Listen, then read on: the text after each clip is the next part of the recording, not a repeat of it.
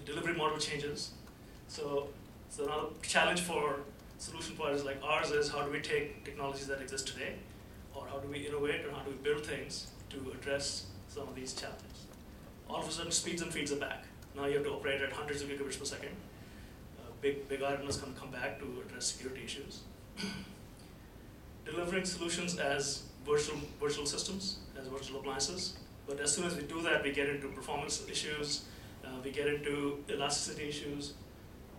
Give you a concrete examples. Let's say you bring up a database system. Now that database system needs to have a firewall, an IDS, and a data loss prevention system to surround it. But in the cloud, the basic premise is that you can move that instance to somewhere across the coast, and now you're in the East Coast data center, and bring that up. But the security profile around it also has to move, right? So the policies that govern these things have to be connected together so that you get the same security profile no matter where your instance comes up. So we bundle these things today, and some of them are evolving to address and they're placed in something called the cloud security platform that covers that entire spectrum that we saw earlier. We also control access to these applications in the cloud, whether you're coming in through mail or web or authentication channels. So we have products that let you control access to the cloud, given through our cloud security platform. McAfee also offers something called a cloud-based service, our own cloud, which has got global threat intelligence. So this is where signatures of bad malware and all kinds of things go up into a global cloud. And any instance of a security device can consult the cloud saying, tell me about this object. Data loss prevention is key. We've mentioned PCI and HIPAA a number of times. So DLP is a key capability that's embedded throughout these product lines. Identity in the cloud is another big topic. So NIST has a set of standards that is coming around along identity and identity federation. So if there's interest, you should follow that. A lot of interesting work happening there. And now we have applications talking to applications in the cloud.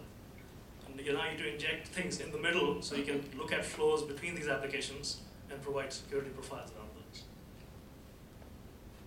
And these can be delivered as services in the cloud.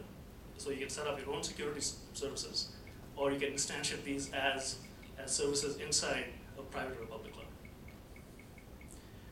And security, as you know, it's as much as about protecting, and it's even more about reporting. So visibility is key, and a lot of effort goes into reporting, dashboards, workflows, remediation, and so forth. So that's a big part of security operations. So now what is happening is mobile, virtualization, cloud are coming together, and it increases the attack surface dramatically.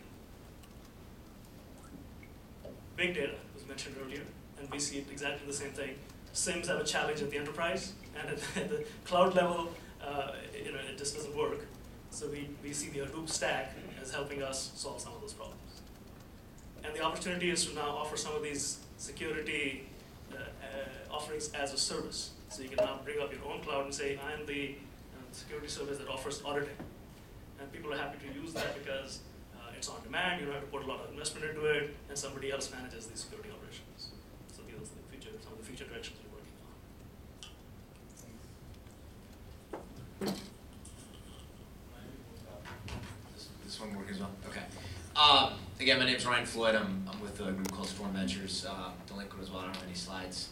I'll keep it short. I won't talk so much about venture, but I'll maybe try to give you a sense of how we think about, I guess, cloud security. And I think first, just listening to everybody, it's important maybe to take a step back.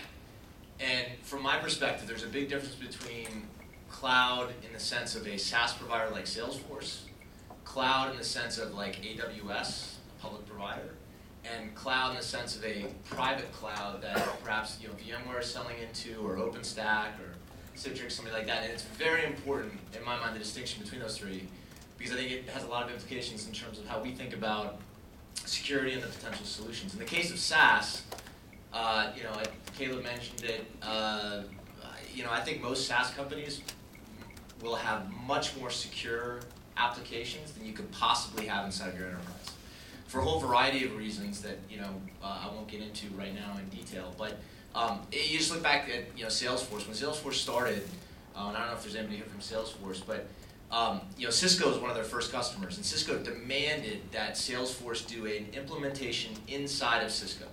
They didn't want it on demand because they didn't trust Salesforce.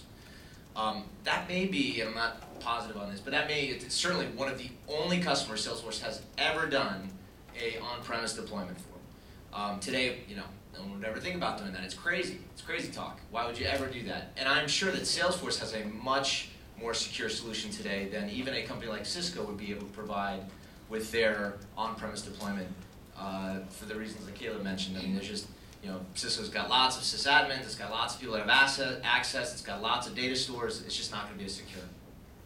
As far as the public cloud, so I'll say something a little bit controversial. I mentioned the other day at the Cloud Security Alliance Conference, I'm not a believer that Amazon really cares about your security. Now, that's not to say that Amazon does not care about hygiene. They absolutely do. It's important to them that they have as secure a stack as they can. But the reality is they're supplying to a whole wide range of customers, some of which have a lot of security needs, some of which have very little. And they don't know anything about the applications that run inside of Amazon's cloud. And you don't need to look any further than the attack that happened to Sony. Most people talk about what happened to Sony and the credit cards. It was one of the largest attacks, but I don't know how many people here know it, but that attack was initiated from inside of Amazon. It was malware inside of Amazon, a botnet was created, and that's where that attack was launched from. So, and I think it's unreasonable, frankly, to expect that Amazon is going to have your application security, and let's call it application security. Let's not, because I think from a hypervisor layer, they're certainly guarded about that for sure. They're not going to be looking out for your applications. On the private cloud side, I think it's very much business as usual. I think virtualization technology has made cloud kind of available to most enterprises at scale. If you're small, you're not going to be able to make it work. But enterprises at scale today are all talking about doing their own cloud, whether it's with the help of VMware, or it's with the help of Rackspace, or it's some other sort of solution. They're out there and they have the capability to go do it. And the security solutions in those environments often look very much like what you would do in a traditional enterprise. I think those companies will choose what they will secure and what maybe they look to SaaS providers for, and maybe what they put out into the public cloud. But you have a lot more options when that's inside of your control. And it's not just, I think, in terms of transparency, but mostly in terms of what you can do from a network standpoint, what you can silo, who you give access to. You have a lot more control, not so much of your data, but over your architecture. So maybe with that, I'll sort of stop and be interested in, I guess, hearing questions.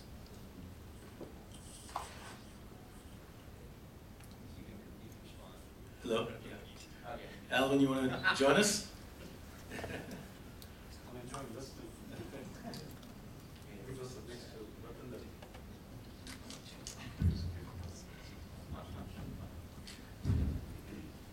So I have a long list of questions, but clearly the reason to do this is to have you guys interact with the panelists. So I'm just going to do a couple, and then of course we'll open up for Q&A.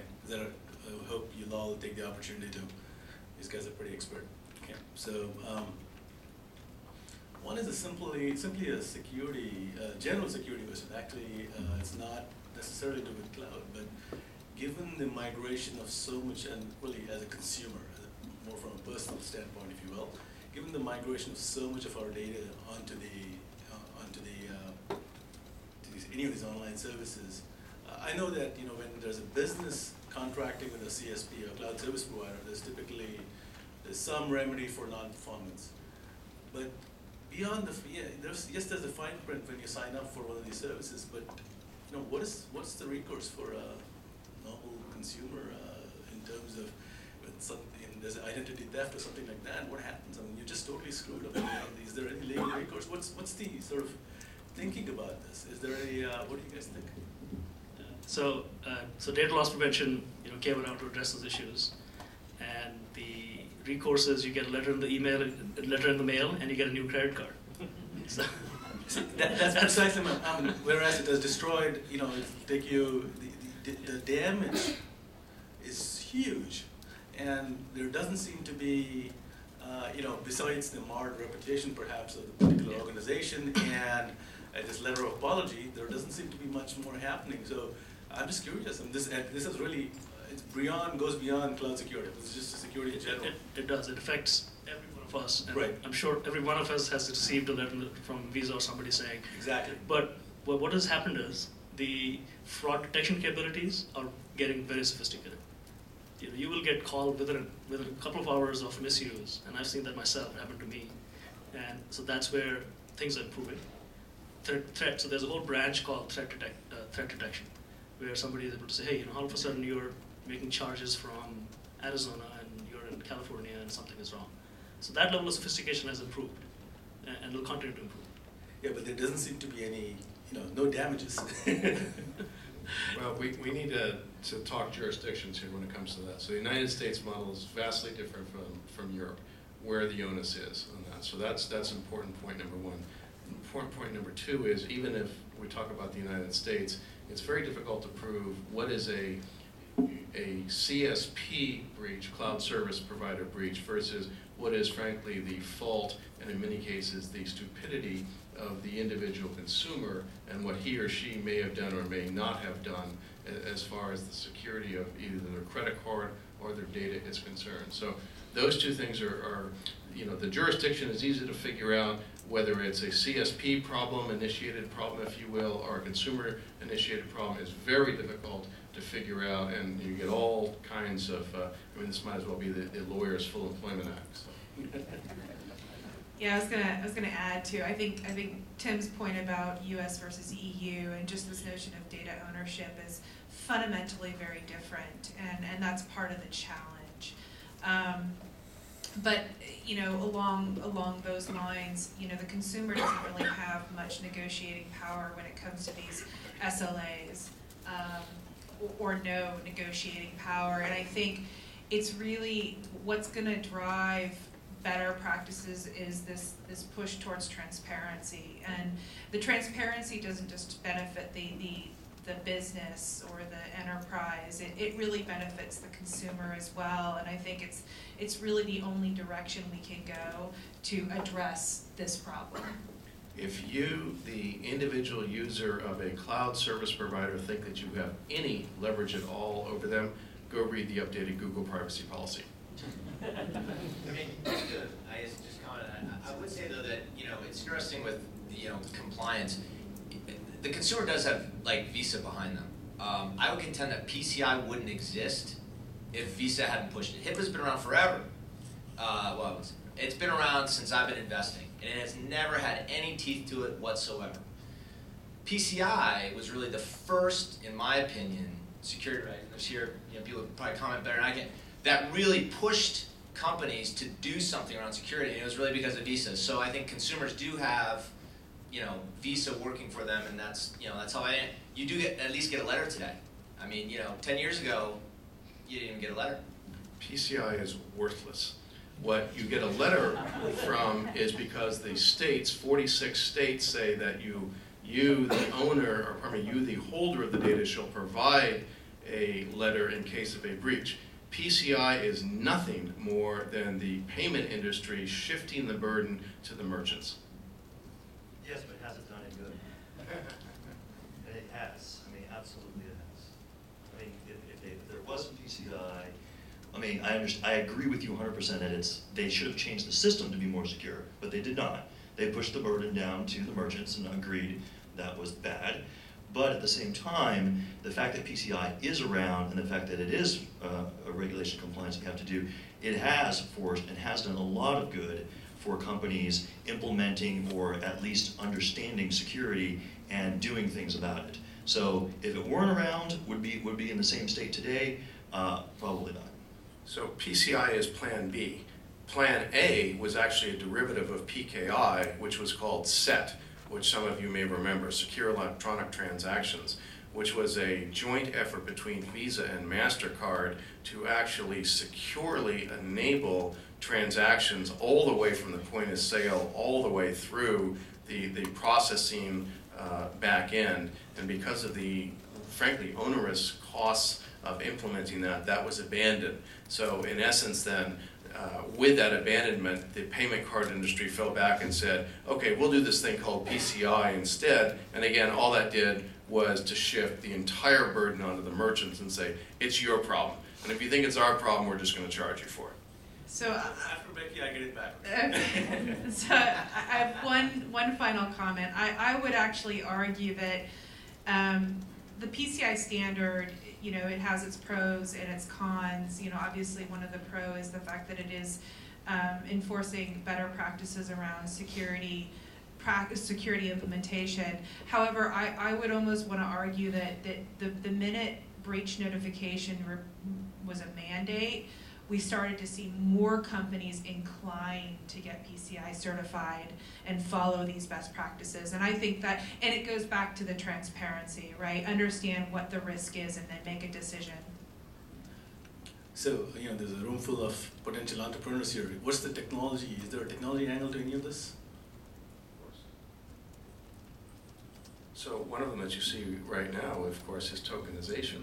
The real holy grail that we have, which came out from IBM in July of 2009, Bob Gentry, which probably won the Field Award, or should win the Field Award, the equivalent of the Nobel Prize for mathematics, is what's known as fully homomorphic encryption.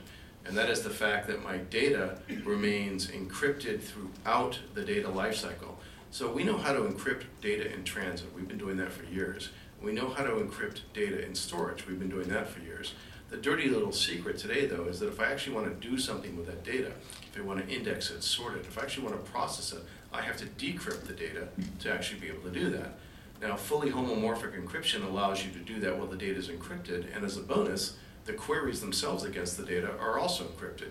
So whomever the third party is who may hold that data on your behalf never sees the data, never sees the queries. Now that's great. The problem is the fully homomorphic encryption is extremely computationally intensive. It's simply not ready for prime time. So as a result of that, Microsoft has announced or has submitted something that they call somewhat homomorphic encryption, which means that for certain operations the data can remain encrypted, but you can't do everything, so to speak, on that. Which is why in the short term I mentioned virtual private SaaS out there. What you have is virtual private SaaS is frankly a short-term alternative to either somewhat or hopefully fully homomorphic encryption when they're fully ready for prime time. And so that's the short-term workaround. That's what a lot of companies are beginning to implement right now. So there is hope out there, absolutely. From a technology perspective, it's there. But frankly, most of this is not a technology issue. Most of this is a process and implementation issue, or lack thereof, on behalf of many of the merchants and many of the processors. PCI has been embarrassed several times when they've had large-scale breaches, and it turns out that the company that was breached, the processor, Heartland, says, wait, I'm PCI compliant. Oh, really? How was it that you were breached? Well, 2 weeks ago I was PCI compliant. And? That's why Heartland changed the technology.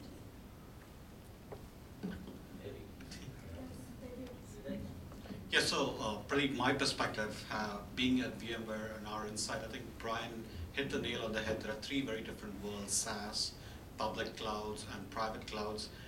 SaaS providers tend to do a really good job on setting up their own security systems. Public clouds, I'm not sure if I were an entrepreneur today, I'd try to build a solution meant for the public cloud. A lot of hype there, but not much money spent there. These are a lot of do-it-yourselfers, try to work with things like OpenStacks and trying to reduce it down to the cheapest possible way to bring things online and trying to chase Amazon.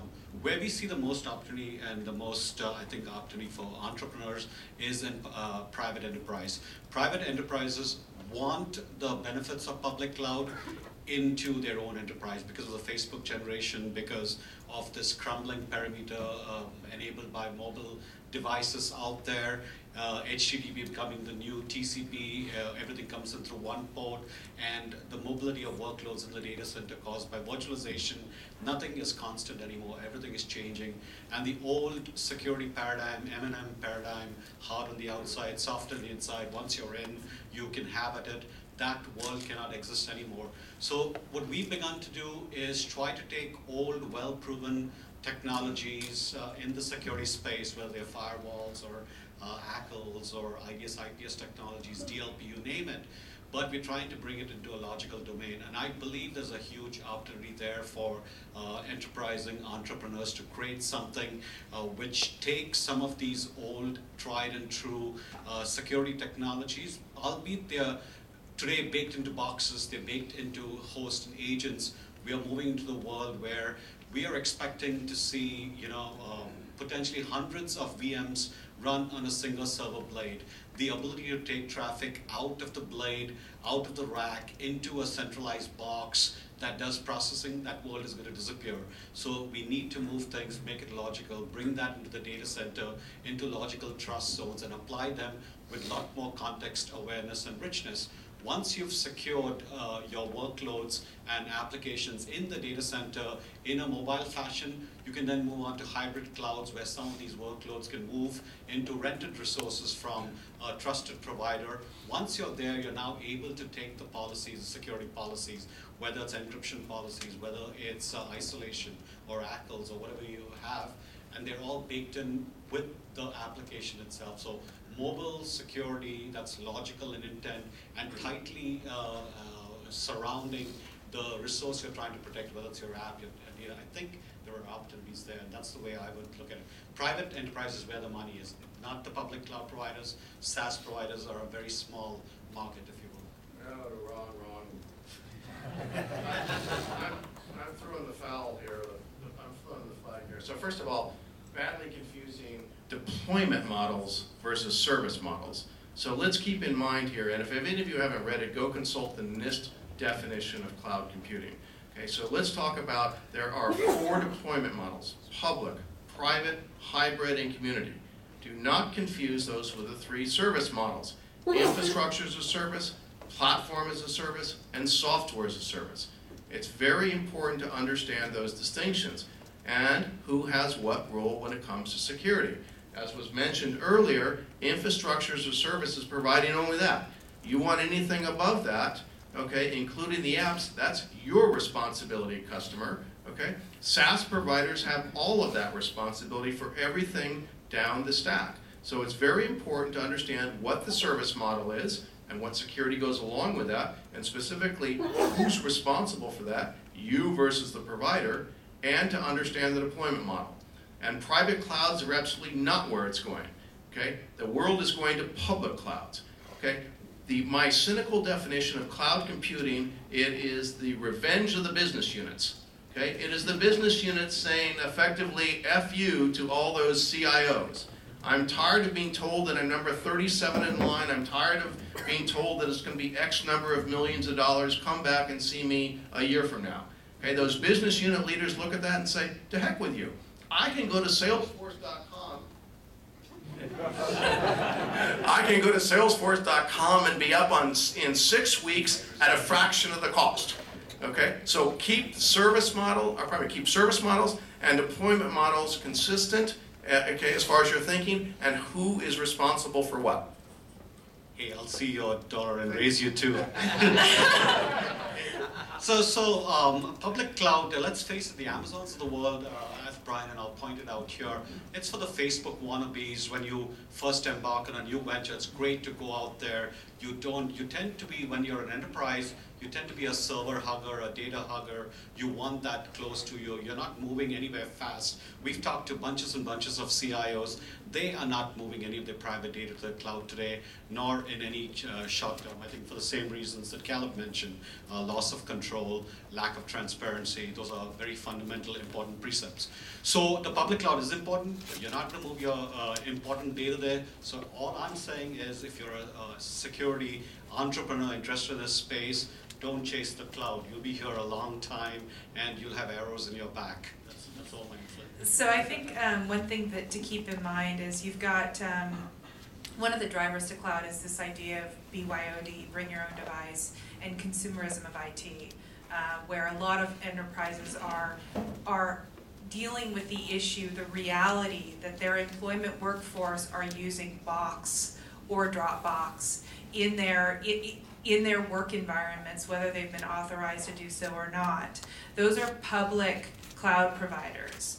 And so any enterprise, whether they choose to go to the public cloud or not, are still facing the reality of their workforce using the public cloud because they can. All they need is a credit card or a free trial.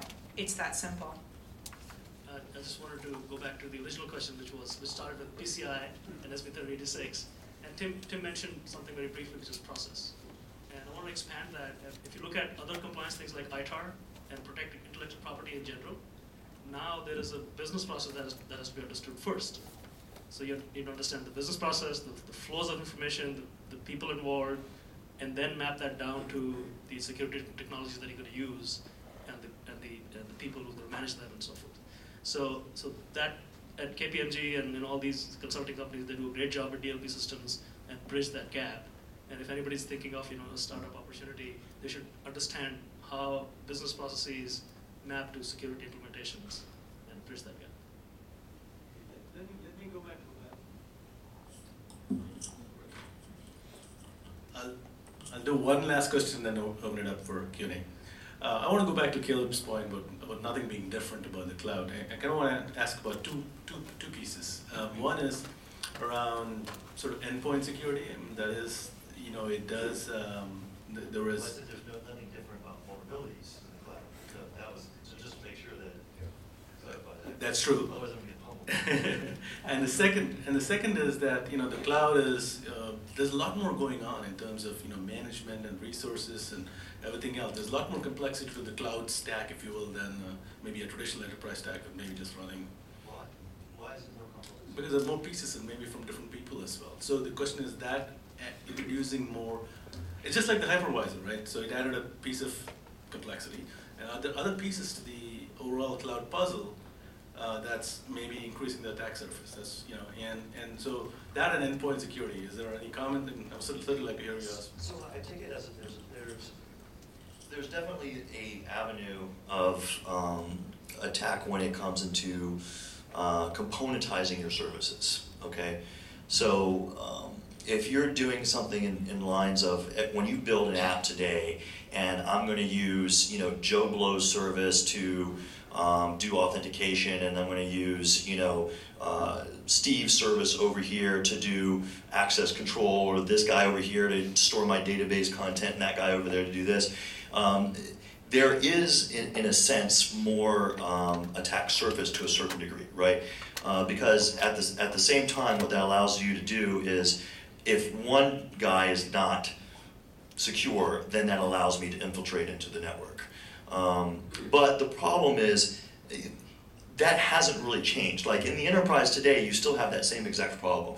Maybe it's more secure in the aspect of I have it in control, right? I've got all my components all in control to a certain degree, but I don't it's hard to describe. When I look at things like Dropbox, for example, or file storage like Box.net and references. If as an attacker, I'm not going to waste any time on that. I'm going to find a different avenue of attack that's weaker, that's probably that you've got, because I just don't want to mess with that. I know they do a lot of junk with Salesforce, with Box.net. So I don't know. I'm very, very iffy. I do think it probably increases the attack surface to a certain degree, maybe, but I think the complexity gets lesser. To my degree. I find that the glue that holds components together inside of an application is what messes it up, the config, while all of these guys are separated standalone silos, and I feel like that's a little bit different. So I agree with Caleb. I would draw a distinction though. It gets easier from a security perspective in terms of the homogeneity of the configurations. I got thousands of pizza boxes, but they're all configured the same, and they're all running the stripped down OS. That's fine. The hard part is the scalability. I'm not managing tens or hundreds, I'm managing thousands or tens of thousands of servers in a building. So let's take one example here. They recently completed Apple iCloud data center in North Carolina. 500,000 square feet, 500,000. Several thousand physical systems running in that building. Several 100,000 virtual systems running in that building. How many people work in that building? Does anyone want to venture a guess? How many?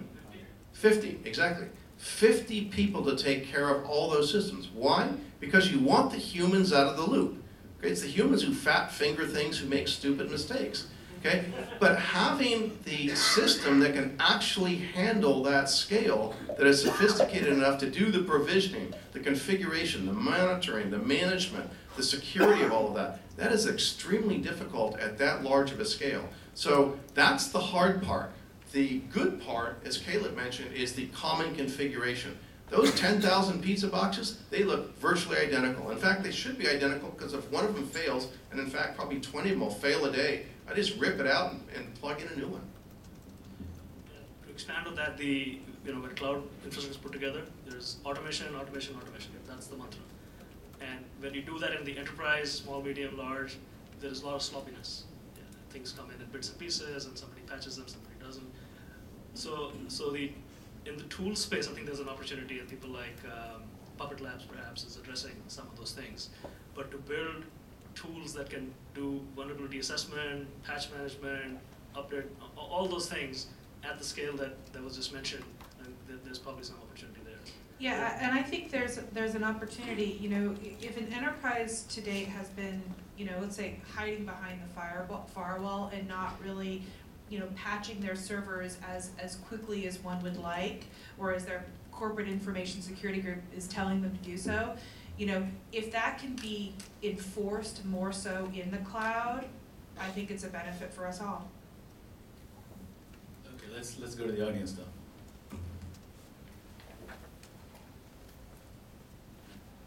now. My name is Subhash Tandon. I know there are a lot of people in the audience here who would love to get to the stage where iCloud is at, but we have to start small. Many of us have got a SaaS application, and we're looking for a hosting provider or a CSP that would provide the PCI compliance or the HIPAA high-tech compliance. I'm personally involved in a healthcare application, and I've been talking to a few data centers, and it's nothing but confusion. One of them will tell me that you gotta separate your web and app server from your database server, otherwise it won't pass. The other one says, no, I just passed the business audit, and we have these lawyers who've been telling us all about high-tech and HIPAA. You could be on a single private virtual server, and that would be fine, as long as you want to keep all the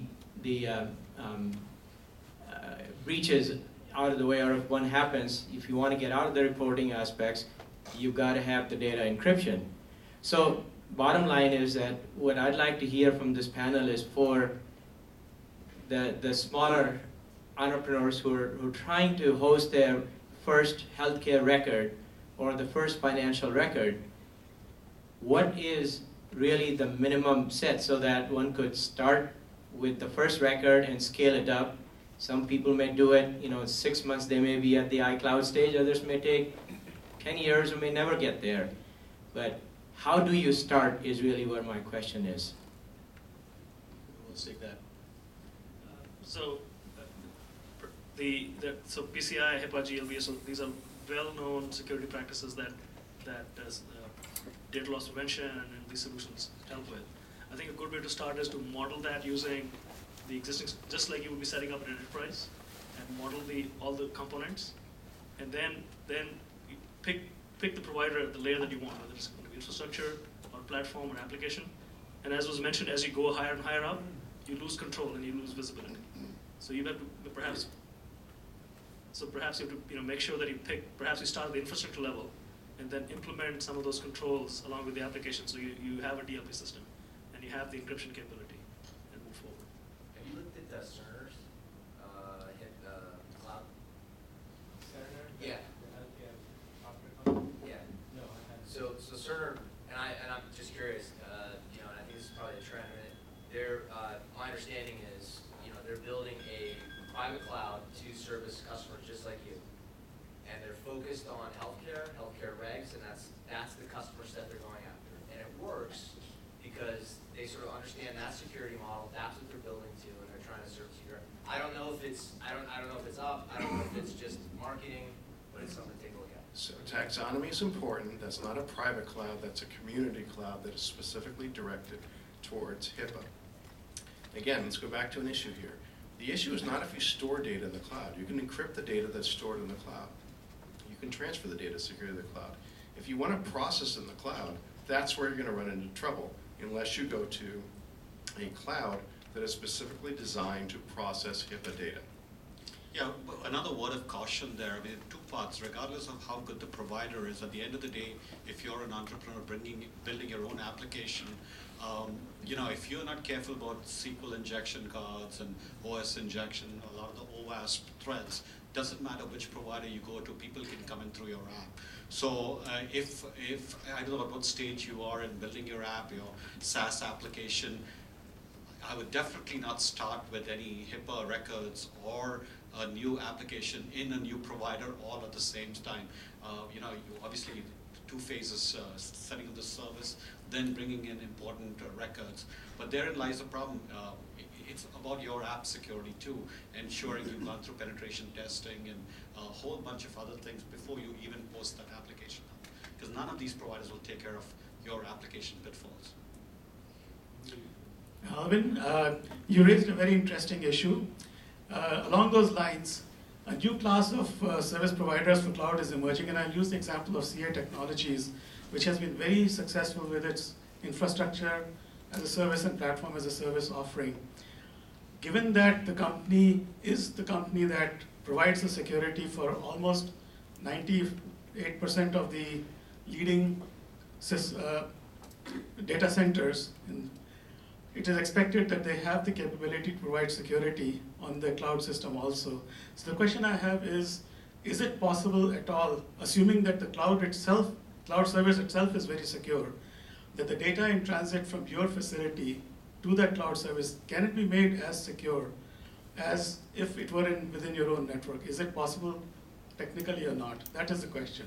So I think the real question is what element of the, so there's I like to kind of define the control space into two categories, either operational or technical.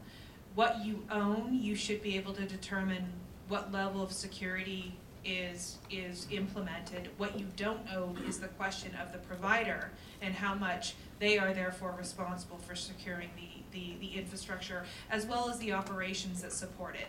And so it's a question of what part of the solution and who owns it. I guess the question is really the data in transit over the public network versus Yeah, your own. again, it comes down to the technologies you use. I think recently, folks used to use IPsec VPNs to transmit data across the cloud. I mean, there are some well-known man-in-the-middle attacks with those VPNs, and if you look at deep government agencies and all that stuff, they found that was one of the mechanisms that hackers worldwide were beginning to penetrate into even government networks. So with every time traffic is passed across the internet, if you will, apart from WANs or private intranets, you run the risk of vulnerabilities in the pass-through protocol, if you will, whether it's IPsec or SSL VPNs. And so I think I just recently saw a YouTube video of someone who took up a stack of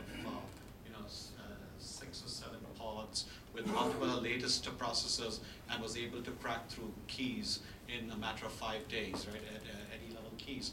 For people who are serious about hacking into the system, now again, the good news is if you're a first-timer building up an app, most likely the hackers are not after you, but if it's inversely proportional. The more important your data, they will go after you. I think the NSA last week or 2 weeks ago finally admitted defeat in its ability to be able to prevent themselves from cyber attacks around the world, and they are looking for a consortium of private and public enterprise to come to the aid. Because today, if a hacker wants to come after you, seriously, they can get at most assets because there's something that's a weak link in the chain, if you will. So I'm I'd like going to to take address a contrarian perspective here.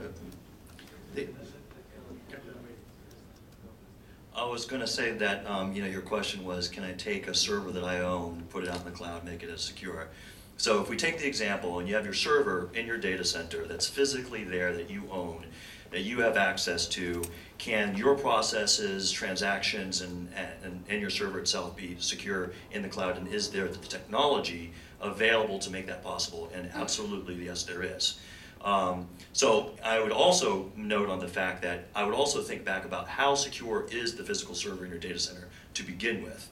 Because when you look at what hackers do, hackers take the least path of resistance, and I think a lot of people don't realize this. When you look at let's say your servers in your data center and everything, your data on your hard drive's encrypted, you've got your process encrypted, so, what's going to happen here when everything goes out over SSL or VPN, so everything is good, and only one user can log in, right, and you are the only one that has a password.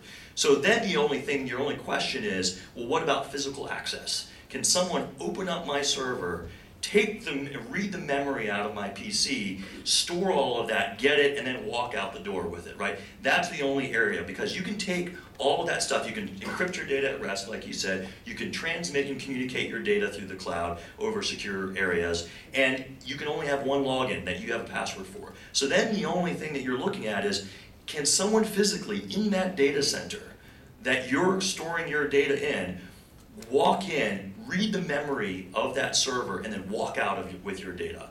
And is that possible? Today, yes it is, absolutely. If you're processing data in memory, you're loading all that stuff, if someone who is inside that data center in the cloud can walk over, figure out a way to do it, but so can the same person do that in your own data center today, in your enterprise. Even worse than that, let me tell you the story. I know how many of you are familiar with the Anonymous story and the WikiLeaks story. Anonymous were the guys doing it, and H.B. Gary was chartered by the feds to go after them, and Anonymous came after them. The way they hacked into the system was very simple. They called and did social engineering, Facebook entries into the admin of the CEO of the company. From the admin, they got the password. From that point, it was SQL injection on. After that, SQL. Yeah, SQL injection on the HB Gary's Fed website. Yeah. Combined with calling up the admin of the person. Let me give you another example. If I were to hack into a company today, I would pay someone. I'd pay the trash man who comes in every night, turn over the keyboards and look for stickies with your passwords. Right? How many of you in this room keep, because today we're running so many passwords, or look for the most recently accessed file on your computer and you have a list of passwords. Those two mechanisms alone would give me access to more passwords, including your own private bank accounts, etc. This is how bad it is. So social engineering and all far overrides technology issues and so on this front. And that brings up a question of risk versus compliance.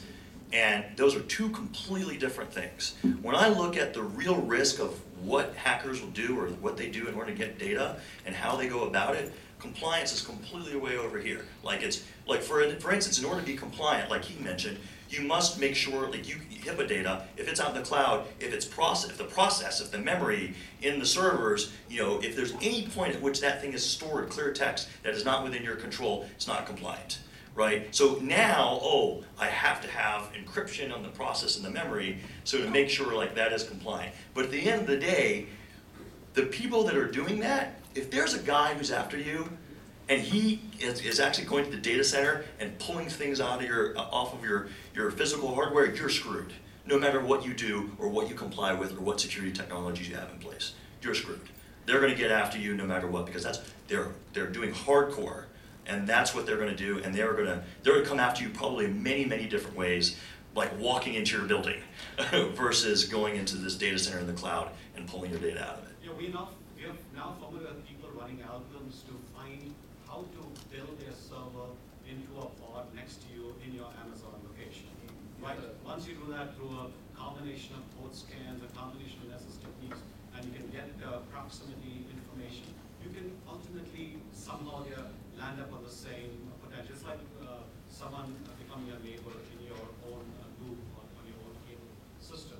Those are the hacking. The big difference with the cloud is the inside becomes the point of attack. That's one big difference. Let's take more questions. A lot of questions. There's a lot of questions about all the security aspects and all, maybe it's in the enterprise that this fear mongering is a lot more. And security companies are pitching this whole fear of vulnerability, security issues. If I look at people on Facebook, they have 80% of their things out there. You talk about HIPAA, people have got questions about their health right out there. And there's a whole aspect of security which is based on trust within society. So part of me is not sure whether, is this security companies trying to make money? Is this enterprise companies trying to protect their jobs? What's the opinion here? We like to call it FUD. Your uncertainty is out. So I think We're really good at it. So if you look at attacks over the years, so if you go back maybe 15 years ago, eBay used to be down and Yahoo used to be down, denial of service attacks. That was the thing to do. And then all of a sudden the monetization model for information, stolen information, came around. And that's where all of a sudden, if I have 500,000 credit cards, stolen credit cards, there's a market where I can sell that. So onesie twosies is it's not a big deal, but at some scale, stolen information, there is a monetization model for stolen information. And that's what's going on. So the other way I would look at it is, on Facebook, you completely have the ownership of your data and you choose to put it out there. You're completely saying, I'm okay with it. The difference in enterprise is you are entrusted with patient records. If you're the Stanford Hospital next door, your patients may not want their private information out there. Likewise, when you're entrusted with other people's credit numbers, you have a responsibility, you have a fiduciary responsibility, you have accountability, so it's a very different game. I think, it is partially true that in the consumer space, half the data that we all have is not as private as we all want it to be, and our teenage kids have shown us that, right? They're fairly open about the way they communicate, the way they work, and what's private versus not. However, there are certain few fundamental things that are fundamentally private and have to be kept that way on our behalf. That's what you would expect from others owning your data too. Well, we're dancing around the issue here. The issue is data classification and who determines the data classification. If it's the consumer's data, it's the consumer who's responsible for that classification. Now, your teenager may make a very bad decision and put stuff out there that you as a parent would not. But that's a data classification issue of data that you own. Okay? Now, the same is true on the other side for enterprises as far as data classification. And there are regulations out there, whether it be PCI, HIPAA, GLBA, et cetera, that says certain types of data are classified, if you will, or regulated, and therefore should not be probably in a public cloud. So if you think that you're going to go put anything you want as an enterprise on the public cloud, you're wrong. Okay. However, that said, probably 90% of the 90% of the data that's in your enterprise can be put in a cloud. Who cares about it? It's not regulated. Go put it out there. There's plenty of sales and marketing data, collateral, literature, etc., that is not protected, needs not to be protected. Go put it in the public